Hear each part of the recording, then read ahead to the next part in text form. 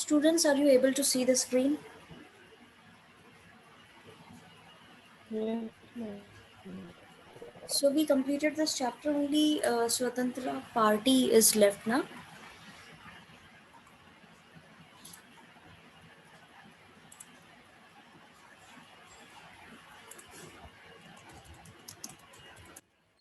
Okay. We'll complete this topic, Swatantrata Party, and after that we'll discuss all of your problems. Okay. Swatantra party जो है वो 1959 में form हुई थी, ठीक है, नागपुर रेजोल्यूशन के बाद में। स्वतंत्रता पार्टी जो है मेनली उसका एजेंडा क्या था कि वो चाह रहे थे कि गवर्नमेंट जो है वो इकोनॉमी के अंदर कम से कम इन्वॉल्व हो, ठीक है, और जो अ, ये चीज़ होती है कि हर एक इंडिविजुअल को फ्रीडम मिले, वो अपने हिसाब से बिजनेस करे, अपने हिसाब से चीज़ों को चालू रखे या अपने हिसाब से चलाए, उस चीज़ पर ये लोग ज़्यादा एम्फोसिस कर रहे थे, यानी जोर दे रहे थे। ये लैंड सीलिंग के बिल्कुल ख़िलाफ़ थी, ठीक है। एग्रीकल्चर में लैंड सीलिंग का जो प्रोसीजर एक्ट लाया गया था ना इंडिया के अंदर, वो ये था कि सबको इक्वली बांट दी जानी चाहिए ज़मीन, और इस हिसाब से वो लोग अपने अपने फार्मिंग करें, उस तरह का एक एक्ट आया था। ये उसके बिल्कुल खिलाफ थे, और इनको कई पार्ट्स में कंट्री के जो है मतलब इनका, वेट अ मिनट, काफ़ी पार्ट्स में इनको जो है एक तरीके से इनका जो वजूद है वो स्थापित हो गया था, ठीक है। और कई सारे लैंडलॉर्ड्स और प्रिंसेस जो हैं अपने लैंड बचाना चाहते थे, जो वो इनके उसमें आ गए थे, ठीक है, कि सपोर्ट में आ गए थे एक तरीके से, क्योंकि वो भी नहीं चाह रहे थे ना कि उनकी जो लैंड है वो सरकार सब में बांट दे, जैसे कि वो लैंड सीलिंग एक्ट आया था, उसके तहत वो नहीं चाहते थे कि उनकी ज़मीन भी लेकर के सरकार सब में इक्वली डिस्ट्रीब्यूट कर दे, तो उनका सपोर्ट जो है इस पार्टी को मिला था, ठीक है। ज़्यादा कुछ वैसे नहीं है, अब हम इनके बारे में पढ़ेंगे डिटेल में। स्वतंत्रता party was formed in August 1959 after the Nagpur resolution of the Congress, which called for land ceilings, takeover of food grain trade by the state, and adoption of cooperative farming. स्वतंत्रता पार्टी बनाई गई थी 1959 के दौरान, जब Nagpur resolution हुआ था कांग्रेस के द्वारा, जहाँ पर उन्होंने लैंड सीलिंग्स यानी कि सारे जो भी एरियाज़ हैं जो फार्मिंग के, उनको इक्वली बांटना था। वो मेन चीज़ आप याद रखेंगे, लैंड सीलिंग का मतलब ये है, ठीक है। वो जब चीज़ कांग्रेस ने डिक्लेयर कर दी थी, तब ये पार्टी जो है बहुत ज़्यादा इसको एक तरीके से फॉर्म कर लिया गया था प्रॉपरली, ऑफिशियली, ठीक है। इसमें लोगों के फूड क्रेज जो उनको ले लिया गया था स्टेट के द्वारा, ठीक है, और एक कोऑपरेटिव फार्मिंग जो है वो अडॉप्ट की गई थी, ठीक है, कि आपको सबके साथ में मिलकर के जो है इस, क्योंकि उस समय क्या हो रहा था, देश की जो हालत थी वो बहुत ज़्यादा क्रिटिकल थी, और कांग्रेस पूरी कोशिश कर रही थी कि सबको साथ में लेके जाया जाए, ठीक है। इसीलिए वो चाह रही थी कि सबको इक्वली अगर पार्टिसिपेशन दिया जाएगा एग्रीकल्चरल एक्टिविटीज़ के अंदर, जो फार्मर्स जिनके पास लैंड नहीं है उनको भी लैंड मिल जाएगा, अगर ये जो प्रिंसली स्टेट्स हैं इनसे अगर लैंड हमने इनको ले लिया है एक गवर्नमेंट के अंदर, तो जब हम इनसे ज़मीन लेकर के औरों को देंगे तो फार्मिंग होगी, प्रोडक्शन होगा, अनएम्प्लॉयमेंट की भी एक सिचुएशन जो है वो थोड़ी कम होगी, लोगों को रोज़गार भी मिलेगा क्योंकि वो खेतों पर काम करेंगे, फिर उनसे वो लेकर के हम डिस्ट्रीब्यूट कर पाएंगे, पॉपुलेशन भी इंक्रीज़ हो रही थी। तो इस सारी चीज़ों को लेकर के कांग्रेस काम कर रही थी, और उसके विपरीत ऑपोजिशन में स्वतंत्रता पार्टी जो है वो इस चीज़ के बिल्कुल खिलाफ थी, वो नहीं चाह रही थी कि ये सब हो। ओके, तो अब हम आगे पढ़ेंगे।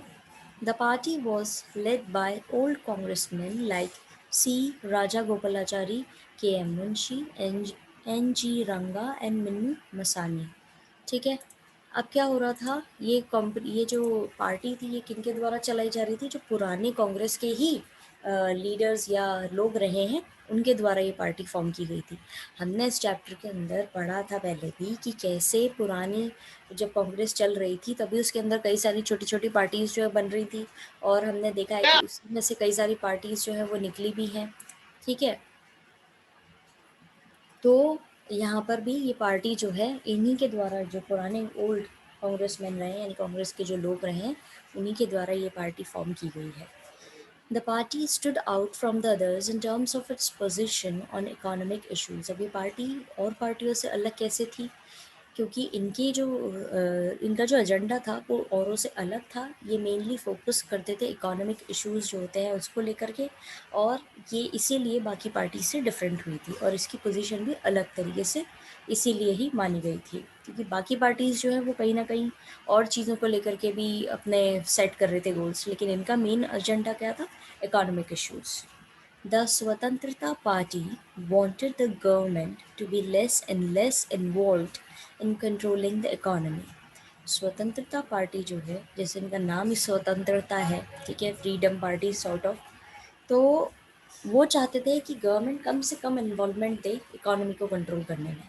अभी कैसे पॉसिबल है बताइए? देश चलाना है तो इकोनॉमी को तो कंट्रोल करना ही पड़ेगा, और वहीं ये लोग चाह रहे हैं कि गवर्नमेंट बिल्कुल भी पार्टिसिपेट नहीं करे इकोनॉमी के अंदर। It believed that prosperity could come only through individual freedom. इनका मानना ये था कि समृद्धता तभी आएगी जब हर इंडिविजुअल को अपने हिसाब से चलाने दिया जाएगा, उसको फ्रीडम मिलेगा काम करने का। It was critical of the development strategy of state intervention in the economy, centralized planning, nationalization and the public sector. अब ये किस चीज़ के खिलाफ थे? ये किस चीज़ के लिए बहुत ज़्यादा एक वो थे कि जो डेवलपमेंट स्ट्रेटजी चल रही थी कि स्टेट हर चीज़ में अपना इंटरफेयर करेगी, इकोनॉमी हो सेंट्रलाइज, मतलब कि एक तरीके से पावर्स जो है वो प्रॉपर्ली डिस्ट्रीब्यूट होगी, प्लानिंग होगी, नेशनलाइजेशन यानी कि आपका पूरा एक कंट्री को लेकर के चलना है, देन आपका पब्लिक सेक्टर भी है, ठीक है, public sector comes under government, ठीक है। तो ये सारी चीज़ों के थोड़ा ये क्रिटिसाइज़ कर रहे थे कि ये चीज़ें सही नहीं हो रही। अब ये इनका पॉइंट ऑफ व्यू है। It instead favoured expansion of free private sector. अब ये किस चीज़ को फेवर कर रहे थे? कि प्राइवेट सेक्टर जो है उसको बढ़ावा मिलना चाहिए, पब्लिक सेक्टर को बढ़ावा इतना नहीं मिलना चाहिए। इनकी थ्योरी अलग ही चल रही है। The Swatantrata Party was against land ceilings in agriculture and opposed cooperative farming and straight trading. अब ये पूरी तरीके से, जैसे आपने शुरुआत में भी पढ़ा था, कि लैंड सीलिंग के खिलाफ थे, कोऑपरेटिव फार्मिंग के खिलाफ थे, और स्टेट ट्रेडिंग की आपस में जो स्टेट्स व्यापार कर रहे थे उसके भी खिलाफ थे। तो ये सिंपली ये चाह रहे थे कि गवर्नमेंट तो बन गई है, लेकिन गवर्नमेंट अपना रोल जो है वो लिमिटेड एरिया में ही रखे, और पब्लिक सेक्टर जो है उसको बढ़ावा नहीं दिया जाए और प्राइवेट सेक्टर को ज़्यादा बढ़ावा दिया जाए। एक होता है ना एक बिजनेसमैन वाली थ्योरी जो होती है, उस तरीके से आप कंपेयर करके समझ सकते हैं। अब जैसे मैं आपको एक एग्जांपल दूं, अभी हमारे देश के अंदर पब्लिक सेक्टर के अंदर रेलवेज आती है, ठीक है। अब अगर रेलवेज को पब्लिक सेक्टर से हटा करके प्राइवेट सेक्टर में कर दिया जाए, तो वो अपने मनमाने तरीके से फिर उनके दाम जो है वो बढ़ जाएंगे, ठीक है, टिकट के रेट्स बढ़ेंगे। प्राइवेट सेक्टर के अंदर सारी चीज़ें एक महंगी होती है। चलो ये भी नहीं, दूसरा एग्जांपल लो, हॉस्पिटल। एक पब्लिक हॉस्पिटल यानी कि आप एक गवर्नमेंट हॉस्पिटल में जाओ, वहाँ पे आपको रेट ज़्यादा मिलेगी, या आप एक प्राइवेट हॉस्पिटल में जाओ, वहाँ आपको रेट ज़्यादा मिलेगी? जवाब दीजिए। Ma'am private. In private sector. हाँ, तो उसी तरीके से वो अपने मन से अपने मन के तरीके से काम करते हैं, ठीक है। प्राइवेट सेक्टर वाले जो हैं वो अपने हिसाब से चलाते हैं सारे। उनका भले ही वो आपको फैसिलिटीज़ प्रोवाइड अच्छी करा देंगे, और आपको हर चीज़ अलग एकदम नंबर वन चीज़ आपको प्रोवाइड कराएंगे, दवाइयाँ अच्छी होंगी, वहाँ पे आपको स्टाफ अच्छा मिलेगा, पोलाइटली बात करने वाला स्टाफ मिलेगा, लेकिन उसी हिसाब से उनकी रेट भी तो डिसाइड होती है, और उनकी रेट कटिंग तो आप कर नहीं सकते ना कि वहाँ पे आप बार्गेनिंग करो जा कर के। वो हो गया एक प्राइवेट सेक्टर। और दूसरी तरफ पब्लिक सेक्टर के अंदर आपको रेट कम मिलेगी, ठीक है।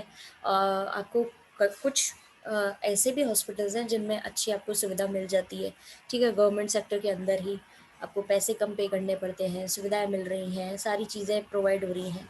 तो एक दोनों ही अगर आप लेकर के चलें, कंपेयर करें, तो प्राइवेट सेक्टर आपको महंगा पड़ेगा। और ये लोग जो ये पार्टी थी वो यही चाहती थी कि प्राइवेट सेक्टर को बढ़ावा दिया जाए बजाय पब्लिक सेक्टर के, ठीक है। It was also opposed to the progressive tax regime and demanding dismantling of the licensing regime. अब ये टैक्स जो मांगे जाते हैं गवर्नमेंट के द्वारा, ये उसके खिलाफ भी थे, और जो लाइसेंस दिए जाते हैं वो जो उनका प्रोसीजर है उसके भी ये लोग खिलाफ थे। It was critical of the policy of non-alignment in maintaining friendly relations with the Soviet Union and advocated closer ties with the United States. अब ये पॉलिसी के खिलाफ थे, जो नॉन अलाइनमेंट की पॉलिसी थी उसके खिलाफ थे, और ये चाह रहे थे कि मेंटेन किए जाए सोवियत यूनियन और यूनाइटेड स्टेट्स के साथ में फ्रेंडली रिलेशन। अगर आप इसको थोड़ा सा इनके पॉइंट ऑफ व्यू से ना देख करके आप अपने थर्ड पर्सन के पॉइंट ऑफ व्यू से देखें, तो ये क्या कर रहे हैं, ये बढ़ावा देना चाह रहे हैं सिर्फ प्राइवेट सेक्टर को, पब्लिक सेक्टर को नहीं दे रहे हैं। ठीक है, ये चाह रहे हैं प्राइवेटाइजेशन ज़्यादा बढ़े, साथ ही साथ गवर्नमेंट का रोल जो है वो लिमिटेड हो, और जो गवर्नमेंट अपने टैक्स वगैरह लगा रही है वो नहीं लगाए, लाइसेंस जो दे रही है प्रॉपर किसी काम को करने के लिए वो नहीं कराए। ठीक है, और जो डेवलप्ड नेशंस हैं उनके साथ में आप फ्रेंडली रिलेशंस मेंटेन करें। The Swatantrata Party gained strength in different parts of the country by way of merger with the numerous regional parties and interests. अब स्वतंत्रता पार्टी जो है उसको कैसे स्ट्रॉन्ग एक अपना अच्छा स्टैंड मिला, कैसे कि कंट्रीज़ के अंदर कई सारे मर्जर किए इन्होंने जो वहाँ की रीजनल पार्टीज़ थी उनके साथ में, और उनके इंटरेस्ट जो हैं। अब एक एग्जांपल के तौर पे देख लो तो आप जहाँ पे जिन लोगों को ये चीज़ अच्छी लगेगी उन वहाँ की रीजनल पार्टीज़ का इनको फेवर मिलने लगा, वो इनके साथ में मर्ज होने लगे। It attracted the landlords and princes who wanted to protect their land and status that was being threatened by the land reforms legislation. अब क्या हुआ था, ये इस पार्टी को जो ज़मींदार थे या जो राजा लोग थे उनका सपोर्ट मिलने लगा, जो अपने लैंड को बचाना चाह रहे थे, अपने स्टेटस को बचाना चाह रहे थे, एक सरकार के उससे जो लेजिस्लेशन के अंदर आते हैं उससे बचाना चाह रहे थे, उन लोगों का इनको सपोर्ट मिलने लगा। The industrialists and the business class, who were against nationalization and the licensing policies, also supported the party। अब आ गई वही वाली बात कि जो इंडस्ट्रियलिस्ट और बिजनेस क्लास वाले थे वो इनकी पार्टी को सपोर्ट कर रहे थे, और वो लोग खिलाफ थे नेशनलाइजेशन के और लाइसेंस पॉलिसी के। अब क्या होता है, जैसे आप अगर आज के ज़माने में देखें तो आपको अगर कोई भी बिज़नेस सेटअप करना होता है तो आपको ऑफिशियल डॉक्यूमेंटेशन करना होता है सारी चीज़ों का, आपको सरकार से लाइसेंस लेना होता है। ठीक है, अब जैसे कोई आपको रेस्टोरेंट खोलना है तो उसके लिए भी आपको डॉक्यूमेंटेशन करना पड़ेगा, अपने रेस्टोरेंट का नाम वगैरह सब पूरा आपको मेंशन करवाना पड़ेगा, और सारी चीज़ें जो है वो आपके एक एक पूरे प्रोसीजर को फॉलो करते हुए शुरू होंगी। ऐसे ही हॉस्पिटल हुए, स्कूल हुए, सबका एक रजिस्ट्रेशन होता है। अब ये लोग चाह रहे थे ये जो रजिस्ट्रेशन पॉलिसी है, लाइसेंसिंग पॉलिसी है, ये नहीं मिले, ये बिना उसके ही आप कुछ भी खोल लो, सबको आज़ादी दो कि कोई भी किसी भी तरीके का इंस्टीट्यूट खोल ले, कोई भी किसी भी तरह की चीज़ें चालू कर ले और काम जो है शुरू हो जाए। ये इनका मानना था, जो कि बिल्कुल भी मुझे नहीं लगता कि वैलिड है एक चीज़ को फॉलो करना। ठीक है, Yes, ma'am. है ना, तो बस यही चल रहा था इनका। तो अब इनको सपोर्ट कौन कर रहे थे, वो बिजनेस क्लास वाले, कि जो खुद चाह रहे थे कि हाँ हम अपने किसी भी हिसाब से इंडस्ट्री चलाएं, हम हमारा बिजनेस चलाएं। Its narrow social base and the lack of a dedicated cadre of party members did not allow it to build a strong organizational network. At the end क्या हुआ यहाँ पर, बहुत ही कम इनके डेडिकेटेड कैटेगरी, यानी कि एक पर्टिकुलर ग्रुप जो था इस पार्टी का वो बिल्कुल भी डेडिकेटेड नहीं थे। ठीक है, इससे क्या हुआ, ये ऑर्गेनाइजेशन जो है वो कभी अच्छे तरीके से इसका काम नहीं हो पाया। जैसे कांग्रेस है या बीजेपी रही है, ठीक है, उनका क्या है, प्रॉपर उनके जो मेंबर्स होते हैं वो अपने ऑर्गेनाइजेशन की तरफ पूरी तरह लॉयल रहते हैं और उसके एजेंडा की तरफ पूरी तरह लॉयल होते हैं। वहीं पे दूसरी तरफ ये जो पार्टी रही है इसके ऐसे डेडिकेटेड लोग नहीं थे जो इस प्रॉपर ऑर्गेनाइजेशन को लेकर के सीरियस हों या इसके काम करने को लेकर के सीरियस हों। तो ये कभी इतने अच्छे इसमें बिल्ड हो ही नहीं पाई, स्ट्रॉन्ग इसका स्टैंड मिल ही नहीं पाया। तो अगर अब आपको इस टॉपिक के अंदर स्वतंत्रता पार्टी के अंदर कोई प्रॉब्लम आई है तो आप लोग पूछ सकते हैं। Yes, ma'am. Ma'am, हाँ जी। ma'am, एक तो state trading okay, straight trading. और straight ma'am, it was opposed to the progressive tax crime and demanding dismantling of the licensing regime. Ma'am, licensing. Okay, only तो this. ओके ओके, अब क्या हो रहा था, स्टेट ट्रेडिंग। स्टेट ट्रेडिंग का मतलब ये होता है कि जो स्टेट्स का इन्वॉल्वमेंट था हर चीज़ के अंदर, जो गवर्नमेंट उस समय लागू हुई थी वो ऐसा तो था ना, एक सेंट्रल स्टेट थी, सेंट्रल गवर्नमेंट थी और एक स्टेट गवर्नमेंट थी। तो स्टेट गवर्नमेंट का काम क्या होता है कि जो भी उसके स्टेट में काम चल रहा है ट्रेडिंग का या कोई भी दूसरे उसका, उस पर कंट्रोल स्टेट का होता है, वहाँ की गवर्नमेंट का होता है। तो उससे रिलेट करके आप इसको समझ सकते हैं कि उस चीज़ का ये अपोज कर रहे थे, यानी इस चीज़ को ये उस चीज़ के ये खिलाफ थे, ठीक है, उसको ये पूरी तरह से सपोर्ट नहीं कर रहे थे। और दूसरा आपने क्या कहा था? Ma'am, it was also opposed to licensing regime. This हाँ, line, ma'am. Licensing, okay, wait a minute,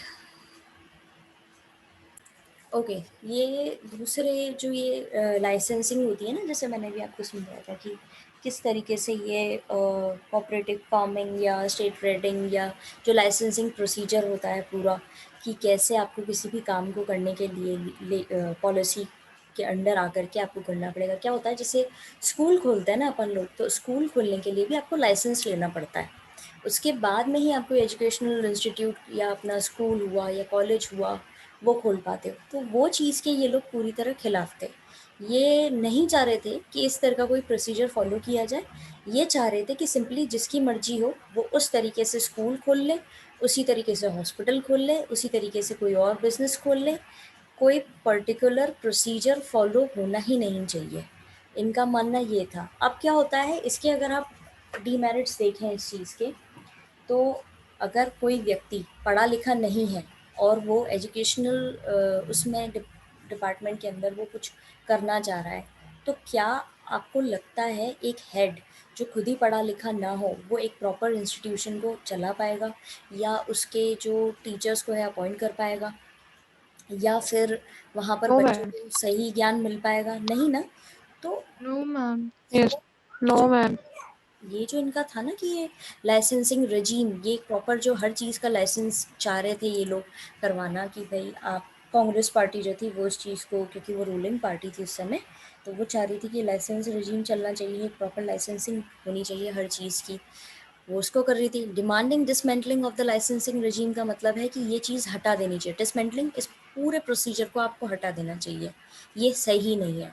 और प्रोग्रेसिव टैक्स रजीम का मतलब है कि आपका जो ये हर चीज़ पे, जैसे रोड टैक्स हुआ, इनकम टैक्स हुआ, या आपके हाउसिंग हाउस टैक्स हुआ, तो क्या होता है हमारी जो सरकार है ना वो चीज़ों के ऊपर टैक्स लगाती है, जिसका पैसा वो यूज़ करती है हमारे लिए ही, आगे जा कर के रोड बनाने के लिए। पैसा तो है नहीं ना कि एक एरिया में रोड बनवाना है तो वहाँ के लोगों से चंदा इकट्ठा करें सरकार की, नहीं आप अपने, आपके यहाँ का रोड बनाना है तो आप पैसे दो, ऐसा तो होता नहीं है। तो वो क्या करते हैं, प्रॉपर एक टैक्स के नाम पर आपसे कुछ अमाउंट लेते हैं, कुछ परसेंटेज जाता है आपकी सैलरी का, जिसको वो यूज़ करते हैं आप लोगों के बेनिफिट के लिए।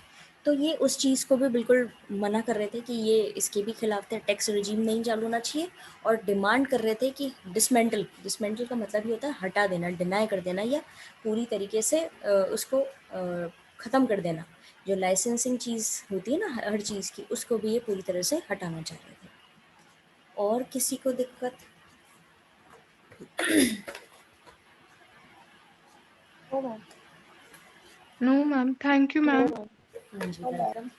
अब इस चैप्टर के अंदर आपको कहीं पे भी किसी भी, क्योंकि अभी हमारा चैप्टर कंप्लीट हो गया, हमने सब कंप्लीट कर लिया था, तो अगर आपको अभी कोई दिक्कत आई है किसी भी टॉपिक के अंदर तो आप बताएं, हम डिस्कस कर लेंगे आपकी problems.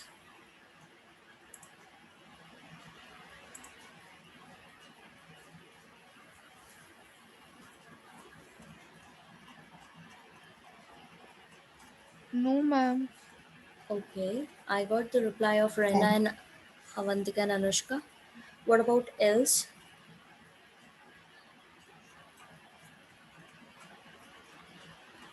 We have many No. students in our class.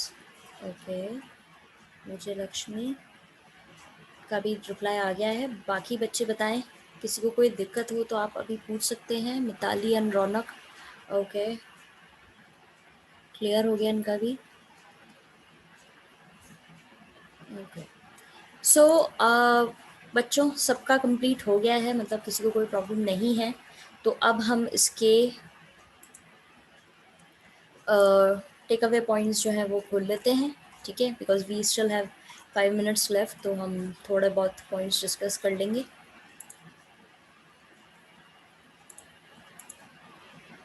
Are you able to see the screen? Yes, Yes, ma'am. ma'am. Yes, ma'am. Yes, ma'am. Okay. So ये है हमारे take away points. Challenge of building democracy. The Election Commission of India was set up in January 1950. Sukumar Sen was the first chief election commissioner. Election commission जो है India का वो जनवरी 1950 में शुरू हुआ था, सेटअप हुआ था, और सुकुमार सेन जो है पहले चीफ इलेक्शन कमिश्नर रहे हैं, CEC, ठीक है. India's vast size and low literacy rate were some of challenges to hold general elections in 1952. Despite these challenges, the election was held successfully in 1952. India का बहुत बड़ा साइज था और वहाँ के लोग अशिक्षित थे, पढ़े लिखे नहीं थे, और भी कई सारे चैलेंजेस थे जो उस समय इलेक्शंस को रोके हुए थे, जो कि होने चाहिए थे 1952 के अंदर. उसके बावजूद, ये सारे चैलेंजेस के बावजूद भी इलेक्शन जो है at the end of 1952 properly successfully हो गए थे. Changing methods of voting. अब वोट करने के जो मेथड्स हैं उसको क्या बदलाव आया था. In the first general election, it was decided to place inside each polling booth a box for each candidate with the election symbol of that candidate. Her election booth के अंदर, पहला जो इलेक्शन हुआ था उसके अंदर ये डिसाइड किया गया था कि हर पोलिंग बूथ के अंदर एक बॉक्स रखा जाएगा हर एक कैंडिडेट के लिए, जिसके अंदर एक प्रॉपर सिंबल होगा. By 2004, the entire country had shifted to the electronic voting machine. आप इस चीज़ को ध्यान में रख सकते हैं, ये लाइन को, कि कब से हमारे यहाँ EVM यानी वो मशीन होती है ना जिसमें जाकर के बस आपको अपने पर्टिकुलर पार्टी के सामने वाले सिंबल के आगे आपको बटन जो दे रखा है उसको दबाना होता है, वो हमारी कंट्री के अंदर 2004 के अंदर इंट्रोड्यूस किया गया है. पूरी कंट्री का प्रोसीजर जो था वोटिंग करने का वो उस पर शिफ्ट हुआ 2004 में. और उससे पहले एक बॉक्स होता था जिसके अंदर आपको पर्ची पे एक ठप्पा लगा करके और उसको डालना पड़ता था, ठीक है. The first three general elections.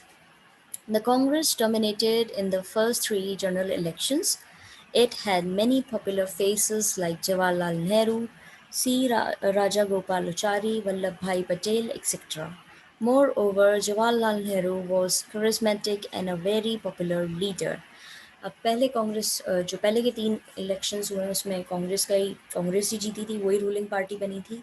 तो उसके कई सारे पॉपुलर फेसेस थे जिनमें थे जवाहरलाल नेहरू, राजा गोपालचारी और वल्लभ भाई पटेल, और भी कई सारे थे. और जवाहरलाल नेहरू जो थे वो बहुत फेमस थे और उनकी जो पर्सनालिटी थी वो काफ़ी कैरिस्मेटिक थी, ठीक है, और काफ़ी वो पॉपुलर लीडर थे. Congress worked at upper level as well as grass root level. Congress ने ऊपर के लेवल पे भी काम किया है और जो बिल्कुल ग्रास लेवल यानी कहते हैं ना बिल्कुल ज़मीन से जुड़े हुए, मतलब उन्होंने काम किया, ग्राउंड लेवल पे भी अच्छा काम किया है. Congress was popularized due to the participation in civil disobedience movement. अब कांग्रेस को प्रसिद्धि कब मिली थी, जब उन्होंने सपोर्ट किया था सिविल डिसोबीडियंस मूवमेंट को. In Kerala, 1957, the Communist Party came to power in the world for the first time through democratic elections. Kerala के अंदर जो इलेक्शंस मतलब पूरे हुए थे 1957 के दौरान, वहाँ पर कम्युनिस्ट पार्टी पहली पार्टी बनी थी जो जनरल इलेक्शन लड़ करके जीती थी. वर्ल्ड के अंदर कम्युनिस्ट पार्टी जो है वो जीती थी और वो भी इंडिया के अंदर, केरला के अंदर. This was the first state where non Congress government was formed after independence. अब केरला जो है वो पहली स्टेट रही थी जहाँ पर नॉन कांग्रेस गवर्नमेंट बनी थी, यानी कि एक ऐसी पार्टी जीती थी जो कांग्रेस को बिलोंग नहीं करती थी, और वो भी कब, आज़ादी के बाद में. तो ये हम कल कंटिन्यू करेंगे. अभी हमारे पास सिर्फ 1 मिनट बचा है. I am going to send you link for your history class. और अगर आपको कोई प्रॉब्लम आई हो अभी भी, आप आज इस चैप्टर को पढ़ें, तो हम कल आपकी प्रॉब्लम्स डिस्कस कर लेंगे एक बार और, ठीक है, और हम ये कल टेक अवे पॉइंट्स भी डिस्कस करते हैं. Okay students.